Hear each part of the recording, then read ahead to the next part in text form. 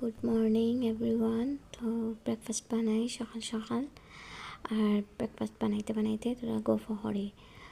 তো আমি আসলে কইতাম চাই না প্রত্যেক ফুরিন ধরে মা বাপে বিয়া দিয়া যদি ওখান মনে করেন বিয়া দেওয়ার মানে মনে করেন যে ফুরিন ধরে ভবিষ্যৎ বানাইয়া দেওয়া আসলে একটা রং। আমার কাছে মনে হয় কোনো ফুরিন তোর ভবিষ্যৎ বলতে কিচ্ছু নাই বিয়ার পরে।